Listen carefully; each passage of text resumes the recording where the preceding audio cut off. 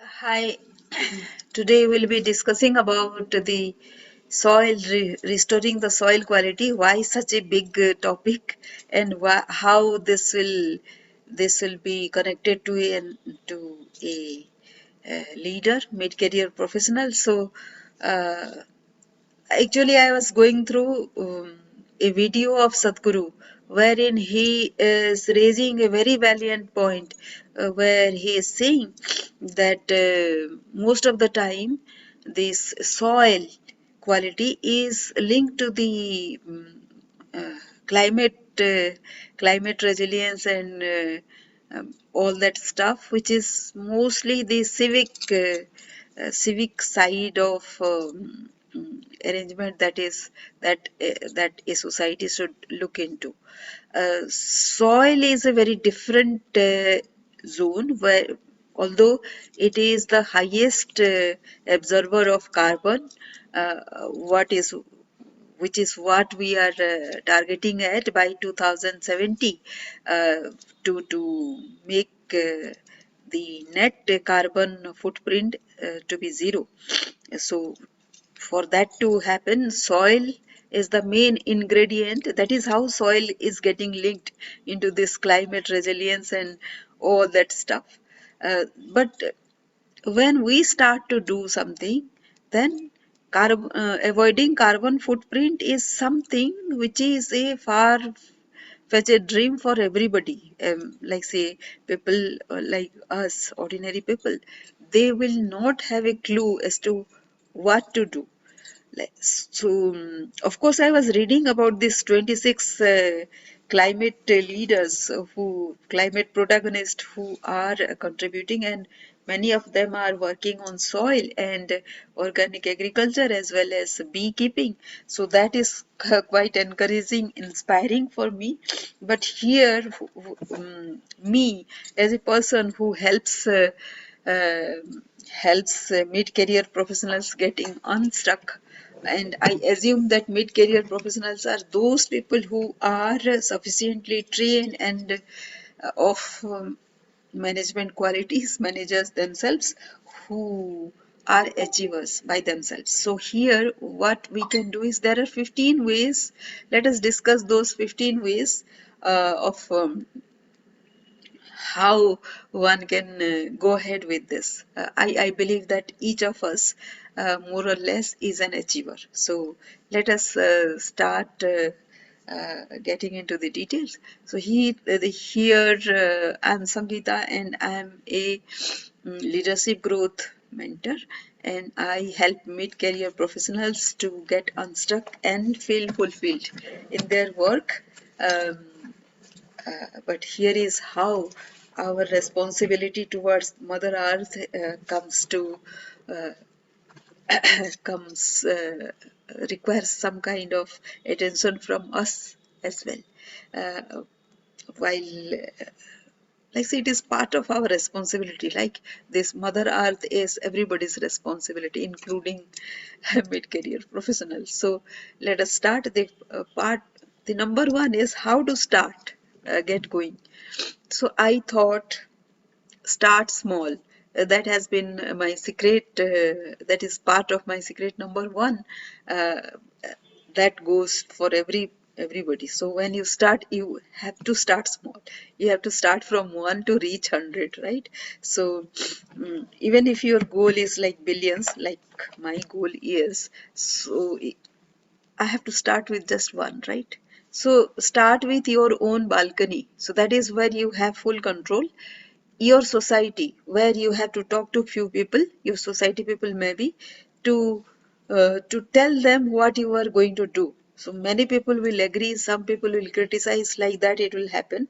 But start from your balcony. So if your balcony is like say going is becoming green, it looks attractive, and it is producing something, and it is like say giving all other some kind of plant. You can, if you are having, like say if you are growing a rose plant, you can gift a rose plant, also plantling, to somebody to uh, influence them with whatever you are saying. So it is very easy. Like say people nowadays have become conscious about what is happening to the climate. So sooner or later they are going to hear you. So start with that optimism in mind. So that is the second thing. First of all, when you start with your balcony, decide where you will start working. Start small. So balcony is the best place where you can start with soil. And then the second thing is be optimistic about what you are going to do will receive a positive response. That is the second thing. And 90% of people are going to pay you heed. Even if 10% of people are listening, like say if you are going to tell four people, then one person, if he listens, then you along with that person become two. So it is like say immediately doubling of the manpower. So be optimistic about that. And then create a long term plan and include the society and the nearby park. So that big picture you have to tell your people, right? Whoever you are going to work with, you have to tell them that this is the big picture, and you can request them to also influence others. At the same time, it is not only you take their help also, so that vision will give vision to others also, and people will start contributing to your vision. So don't bother about who takes credit, right?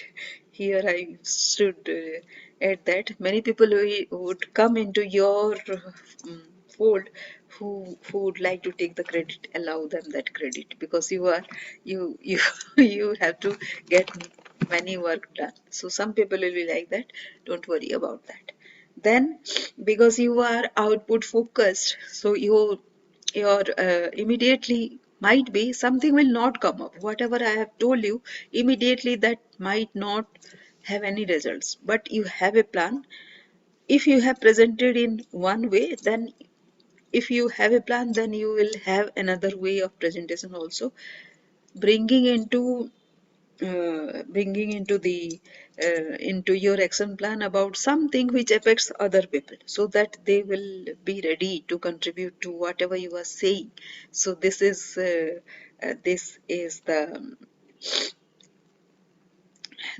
outcome. That plan you have to share with other people, so that they also get to see how serious you are.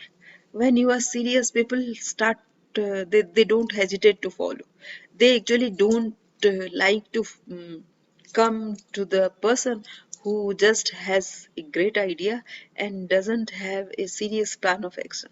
So be mindful of that, and be clutter free. Clutter, many ideas will come up because you are telling so many people. Many ideas will come up, and many people will have different priorities, right? When they have this kind of priorities, allow them to have their priorities, and you start with this small thing that is decided. Like say if you are agreed with them to take up their idea as the priority, then just work on the single priority first. Don't act on too many things at the same time. Then be flexible. Allow people to have their ideas, and tell them that how you should you are okay to go along with the way they want to go, but it has to be clutter free again. So that flexibility you should have. Accept their viewpoints. Be accepting, and whenever there are some deviations happening, allow them that space also. And because you are a go-getter, so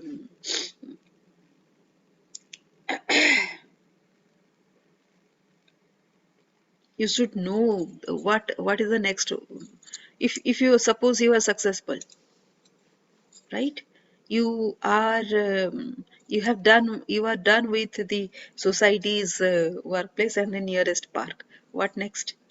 So that also you need to include in your plan. So that is why a bigger plan is required. How much you can do in a year, for that, whatever you can do, there has to be some realistic plan along with that, plus 10% you should have, so that while anything new comes up, you have some work to do, because time is very very precious, and once that momentum that you get going, that doesn't, if that gets broken, then again it is very difficult to be again starting with that kind of momentum. So you have to have that in mind also, so that that momentum is not broken. You keep on working on something or other, and don't compare with anybody. Like say, while you are doing something, you have so many people, right, working along with you. There should not be any comparison.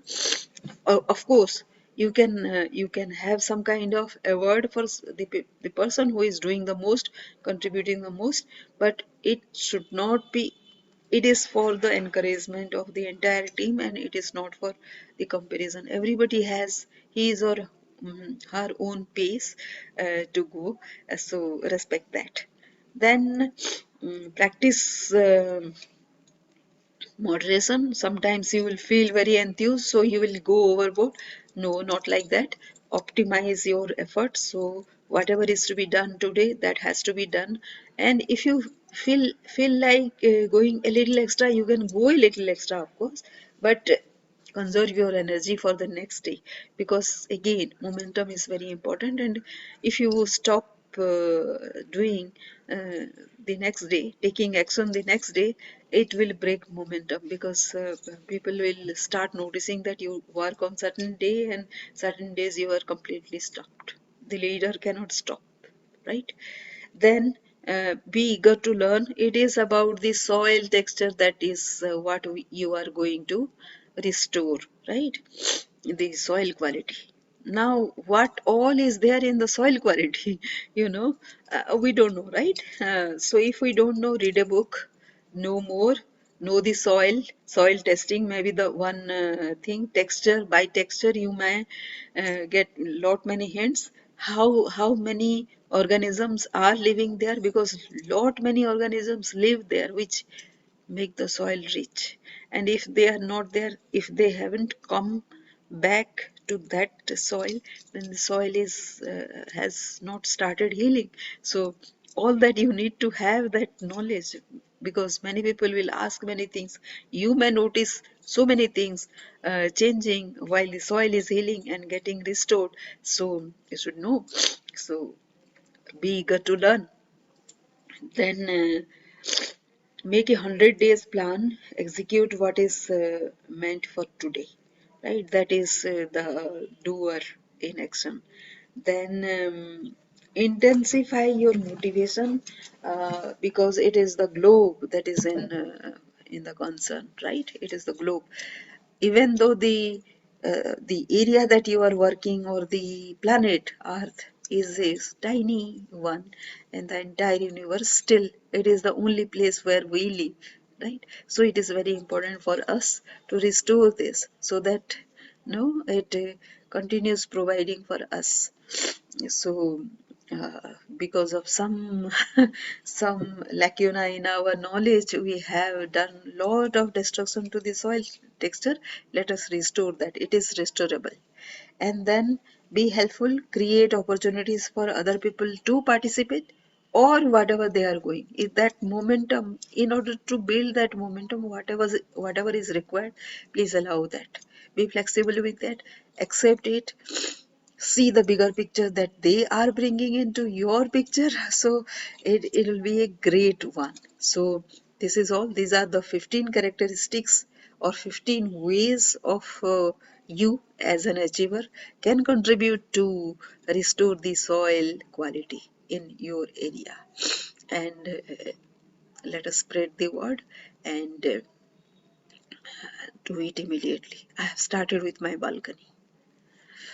Thank you.